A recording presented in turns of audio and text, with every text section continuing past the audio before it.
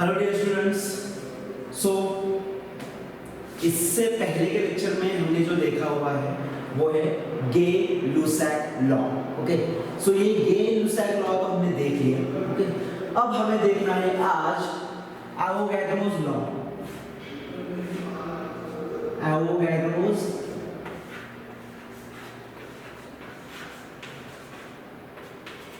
Law. अब देखिए Avogadro's law आखिर है क्या। ओके, सो एवोगैड्रोस लॉ किसे कहेंगे आप? देखिए हमने ये बिकर ले चुके, हमने एक बिकर लिया हुआ है ए और ये एक बिकर लिया हुआ है बी। अब हमने ये दो बिकर्स लिए हुए हैं।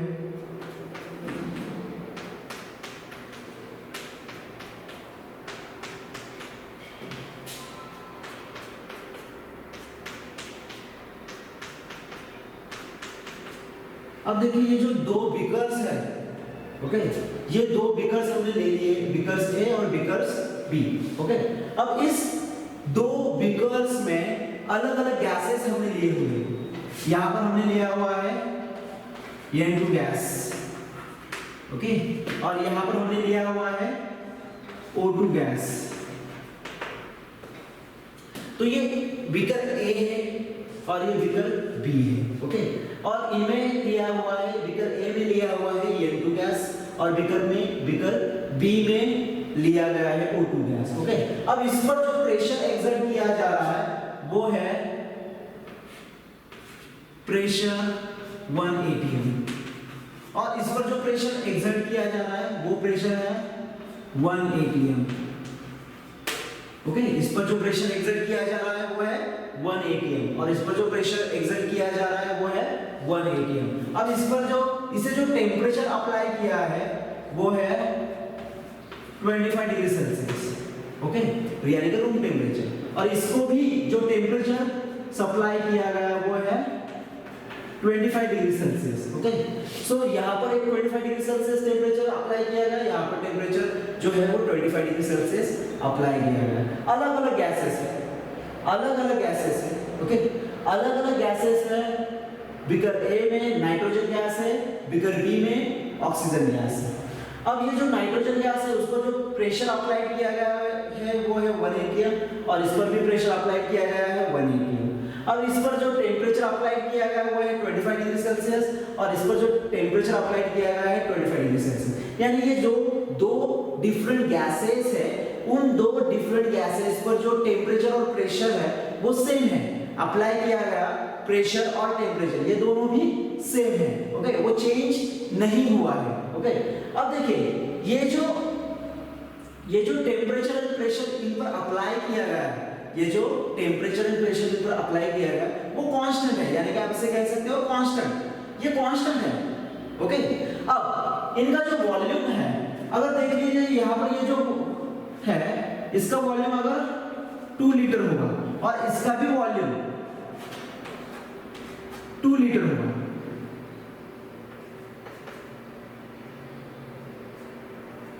यानी कि वॉल्यूम भी सेम हो चुका है, pressure temperature are constant, volumes are equal of to different gases, then इनमें जो नंबर ऑफ मॉलिक्यूल्स होंगे वो भी सेम होंगे। और ये कहना किसका है? ये कहना है एवोगैड्रोस लॉ का। सो एवोगैड्रोस लॉ क्या कहता है? अगर आप दो डिफरेंट गैसेस लोगे और उस दो डिफरेंट गैसेस का जो वॉल्यूम है वो अगर सेम होगा, वो जो दो डिफरेंट गैसेस है उनका अगर वॉल्यूम सेम होगा और उनका सेम वॉल्यूम जो है वो सेम प्रेशर एंड टेम्परेचर पर है, उनका जो सेम वॉल्यूम है वो volume same pressure and temperature पर है, सो उनमें जो नंबर ऑफ मॉलिक्यूल्स होंगे वो भी सेम होंगे।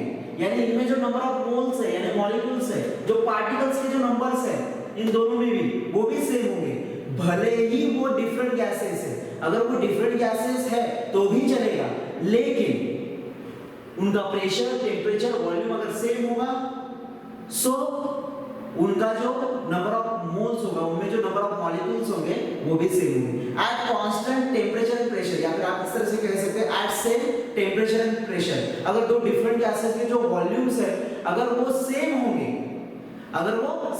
तो उनमें जो नंबर ऑफ मॉलिक्यूल्स है वो भी सेम होंगे। ओके, वो भी सेम होंगे। सो यही है एवोगैड्रोस लॉ, यही एवोगैड्रोस लॉ का स्टेटमेंट है। लेकिन अब हमें आईआईटी के नजरिए से देखना है, जो आपके बुक में अवेलेबल नहीं है। ओके, सो जो आईआईटी के नजरिए से देख रहे हैं आपको, जो आपके बुक में अवेलेबल नहीं है वो है mathematical expression, mathematical relation of Avogadro's law, यानी मैथमेटिकल एक्सप्रेशन। मैथमेटिकली हमें प्रूव करना है एवोगैड्रो लॉ को, हमें मैथमेटिकली प्रूव करना है कि जो नंबर ऑफ मॉलिक्यूल्स है वो सेम है। ओके, जो डिफरेंट गैसेस के नंबर ऑफ मॉलिक्यूल्स सेम है, कब? जब उनका वॉल्यूम सेम होगा तब। सो यही मैथमेटिकल एक्सप्रेशन से एवोगैड्रो लॉ से हमें वो इंडिकेट करना है, हमें दिखाना है, हमें डिराइव करना है। ओके, सो देखिए हमने पहले की तरह फिर से लिया हुआ है ये दो बीकर्स, ये बीकर ए है और ये बीकर बी है। इनमें नाइट्रोजन गैस लिया हुआ है, इनमें ऑक्सीजन गैस लिया हुआ है। ओके, अब देखिए इनके जो बीकर ए है जिनमें नाइट्रोजन गैस है, उनमें जो उनका जो प्रेशर है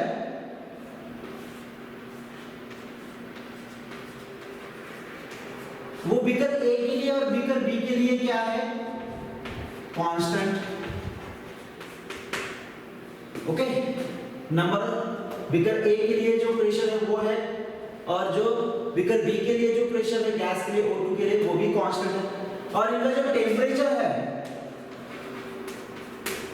वो भी है कांस्टेंट। यानी कि बीकर ए में जो गैस है और बीकर बी में जो गैस है, उन दोनों गैसेस के लिए हमने टेम्परेचर एंड प्रेशर ये कांस्टेंट रखा हुआ है, सेम रखा हुआ है। ओके, वो चेंज नहीं किया है। ओके, सो इस तरह से ये कांस्टेंट है।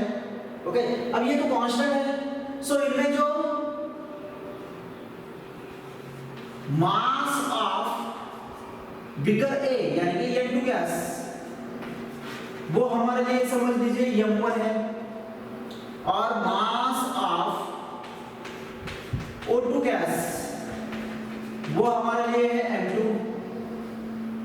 ओके, और जो नंबर ऑफ मोल्स है ऑफ N2 गैस वो है N1, और जो नंबर ऑफ मोल्स है ऑफ O2 गैस वो है N2। ओके, इसका है M1, इसका M2, इसका N1, इसका N2। ओके, सो ये फिलहाल हमने ये अलग क्यों लिया हुआ है? क्योंकि हमें ये डिराइव करना है, ये नंबर ऑफ मोल्स जो नाइट्रोजन के है और नंबर ऑफ मोल्स जो ऑक्सीजन के है वो हमें सेम दिखाना है। ओके, जबकि उनका वॉल्यूम जो है वो सेम है, लेकिन अभी फिलहाल हमें पता नहीं है वॉल्यूम आखिर है क्या। लेकिन अगर प्रेशर एंड टेम्परेचर अगर कांस्टेंट होगा, ओके, जो एवोगैड्रो लॉ है, volume is directly proportional to n number of moles. अगर वॉल्यूम बढ़ेगा सो नंबर ऑफ मोल्स भी बढ़ेगा, वॉल्यूम घटेगा सो नंबर ऑफ मोल्स भी घटेंगे। सो यही हमें यहाँ पर प्रूव करना है बाय मैथमेटिकली। ओके, सो देखिए ये हुआ number of moles of N2 gas N1, number of moles of O2 gas N2, mass of N2 gas M1, mass of O2 gas M2। Okay, अब देखिए, अब यहाँ पर एक रूल है, सॉरी एक एक्सप्रेशन है, product of pressure and volume is 1/3 into mass into number of moles into velocity, RMS velocity of gaseous particles। सो ये हमने पहले प्रूव किया था पहले के लेक्चर में। ओके, तो डायरेक्टली मैंने लिया इस बार। सो देखिए PV is equal to 1/3 mNV, product of pressure and volume is equal to 1/3 mass of gas, number of moles of gas, velocity of gas। Okay, ये इक्वेशन है, इस इक्वेशन को आप याद रखें, ये हुआ इक्वेशन 1। इस इक्वेशन के हिसाब से अगर N2 गैस होगा, सो N2 गैस के लिए PV is equal to 1/3 m1 into n1 into v1, okay. और ये जो सेकंड वन है O2 गैस, और O2 गैस के लिए PV is equal to 1 divided by 3 m2 into n2 into v2, okay. So इस तरह से ये इक्वेशन हुआ 2, ये इक्वेशन हुआ 3, ओके। अब इस इक्वेशन को और इस इक्वेशन को इक्वल कर लीजिए, क्योंकि ये प्रेशर एंड वॉल्यूम जो है दोनों का भी कांस्टेंट है, यानी कि सेम वैल्यू, और जो फार्मूला दिखा रहा है वो भी सेम है। सो 1 divided by 3 is m1 into n1 into v1 is equal to 1 divided by 3 m2 into n2 into v2, okay. So ये 1 divided by 3 कैंसिल, ये 1 divided by 3 कैंसिल, बचा क्या m1 into n1 into v1 is equal to m2 into n2 into v2, okay. So ये बना हुआ है फिलहाल के लिए हमारा एक्सप्रेशन। अब आगे क्या करना है? सो आगे आपको जाना है काइनेटिक थ्योरी ऑफ मॉलिक्यूल में, ओके। अब काइनेटिक थ्योरी ऑफ मॉलिक्यूल में मैंने आपको क्या बताया था? काइनेटिक थ्योरी ऑफ मॉलिक्यूल में मैंने आपको बताया था जो काइनेटिक एनर्जी है, जो काइनेटिक एनर्जी है किसी गैसियस पार्टिकल्स की, वो kinetic energy average kinetic energy है। वो किस पर डिपेंडेंट है? 1 divided by 2 into mv square। Kinetic energy is equal to 1 divided by 2 mv square। जो काइनेटिक एवरेज काइनेटिक एनर्जी है वो 1 divided by into mass of the gaseous particle into velocity of the gaseous particle. ये kinetic energy के हिसाब से हमने उस समय में प्रूव किया था, ओके। सो ये kinetic energy is equal to 1 divided by mv square। So kinetic energy is equal to 1 divided by 2 m1 v1 square, okay. उसी तरह से kinetic energy is equal to 1 divided by 2 m2 v2 square, okay. यानी kinetic energy जो है वो n2 gas के लिए ये है, और काइनेटिक एनर्जी जो है वो O2 गैस के लिए ये है, ओके। सो काइनेटिक एनर्जी यानी सेम, यानी कि 1 divided by 2 m1 v1 square is equal to 1 divided by 2 m2 v2 square. ये हुआ कैंसिल, ये हुआ कैंसिल, बचा हुआ है m1 v1 square is equal to m2 v2 square, और ये हुआ इक्वेशन आपका 4, ओके। अब यही जो वैल्यू है, ये वैल्यू अगर आप इसमें पुट कर लोगे, यानी कि ये m1 और ये जो v1 है, अब देखो ये स्क्वायर स्क्वायर अगर कैंसिल करोगे तो बचेगा सिर्फ 1, यानी कि ये m1 v1 m2 v2, okay. सो देखिए ये m1 है और ये v1 है, ये m2 है और ये v2 है। अगर ये भी कैंसिल कर लोगे, ये सेम है ना अकॉर्डिंग टू दिस एक्सप्रेशन, तो बचा क्या? ये n1 is equal to n2, यानी कि नंबर ऑफ मॉलिक्यूल्स जो है वो सेम है। अगर प्रेशर, वॉल्यूम, टेम्परेचर ये दो डिफरेंट गैसेस का अगर सेम होगा, सो उसके नंबर ऑफ मॉलिक्यूल्स भी सेम होंगे, और यही है एवोगैड्रोस लॉ, ओके। सो यहाँ पर रुकेंगे टिल देन नेक्स्ट पीरियड।